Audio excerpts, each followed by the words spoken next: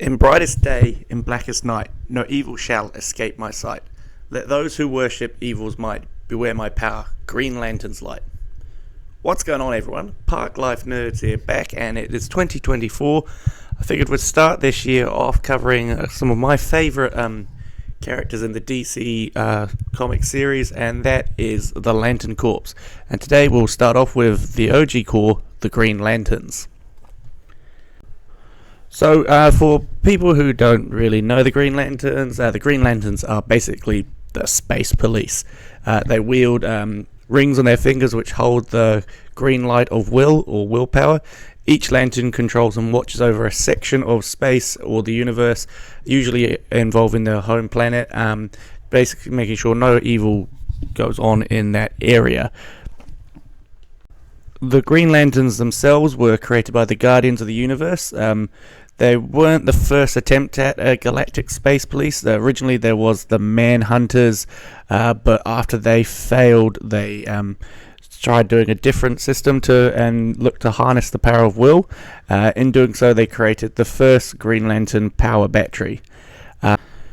This power battery is held on the Guardians' home planet of Oa, which in turn then becomes the home base of the Green Lanterns throughout the DC comic book runs. The Guardians of the Universe still live on that planet as well. Now, throughout the comics, there have been many different people from Earth becoming Green Lanterns. We'll go through a few of these, starting with basically the original Green Lantern, Alan Scott, from the Golden Age of comics. Now, Alan Scott is very different compared to the other Lanterns that we'll talk about here. Mainly, Alan wasn't inducted into the Green Lantern Corps. He found his ring, it's basically controlled by magic, so it's very different from what we find out with the next Lanterns. He wasn't necessarily in the main universe Lantern. However, when after the New 52, Alan Scott was the Lantern of Earth 2. So there is a few different stories around him. Alan Scott ring ended up being deauthorized by the Lantern Corps as it was a magic ring, not necessarily a willpower ring. So after that, we'll move on to the next Lantern, and basically the one that everyone really knows about, which is Hal Jordan. And not because of the movie starring Ryan Reynolds. Hal Jordan has actually been around in the comics for a long time.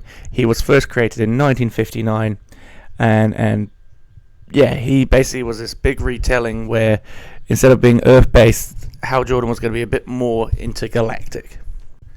His arrival was also the start of the Silver Age of comics. Hal received his ring from a dying Albin Sur, who had crash-landed on Earth. Hal is also a founding member of the New Justice League, and he's occasionally a leader of the Green Lantern Corps. A lot of stories revolve around Hal. He has had quite an interesting run throughout the comics. Next up, you have my favourite one, Guy Gardner. Basically, Guy's story was he was a backup Lantern, so the story goes that, say, when Abensor crashed, his ring was torn between choosing two people, Hal and Guy. However, Hal Jordan was closer, so he got chosen. Guy Gardner wasn't. So when Hal found out Guy was to be chosen as well, Hal went to search for him to see would he be capable of being a Lantern as well. It turns out he very much was so. And as a result, he became a backup Lantern for Hal, and throughout the series took on many different roles. He's now a full-time Lantern, and he's one of these characters you either love or hate, but personally love him. We jump onto John Stewart. Now, John Stewart basically is the one people will know if they've watched the Justice League animated cartoon. And if I'm honest, the first Green Lantern I ever saw, great in the cartoon series. And he was the first Green Lantern to not wear a mask. He was pretty adamant he didn't want to wear one. Then there's Kyle Rayner. Now, Kyle came around. He was kind of like a reboot to the whole Green Lantern mythos. There was a big story arc called Emerald Twilight, where Hal basically turned evil, destroyed the corpse. Kyle became basically the sole Lantern after this. It was basically kind of a way of getting a fresh reboot. Kyle was more of a when he uses his ring, he could create more advanced things than anyone else, like cool robots, everything like that, just trying to make it target to a new audience. He's also been the main focus of some amazing storylines in the Geoff Johns run, becoming a White Lantern as well. Okay, so on to some of the newer Lanterns here. You get Simon Baz. He came around in 2012. He became one of Earth's Lanterns when Hal became more prominent on Oa, and as a result, being around for a while, he joined the Justice League in 2021. At the same time, you got Jessica Cruz. She originally was the wielder of the Ring of Volthoom from Earth 3, so she technically wasn't from this universe. However, she officially joined the Corps after the Darkseid War. And finally, unfortunately I'm going to butcher this name, Sojourner Mulan. She started in 2020 and was offered the power ring by the Guardians under basically the condition that she had a year to make a difference, otherwise she had to give back the ring. She joined the Corps full-time after Infinite Frontier. That's a character I'm not too familiar with, but definitely keen to give one of those a read. So the Green Lanterns have basically played a huge part throughout the history of the DC Comics. They've been involved in many big story arcs. Of course, they've been in the Justice Leagues and out various teams.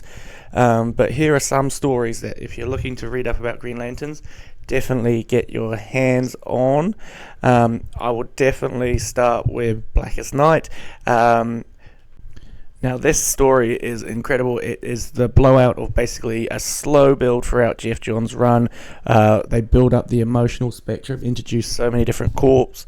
They will end up having to team together to, spoilers anyway, to defeat Black Hand and the Black Lanterns with their new avatar Necrom. You get to see zombie hero, zombie Batman is there. It's great. If you go back in time, as mentioned earlier, Emerald Twilight. So in this story arc, Mongol blows up Hal's home city of Coast City.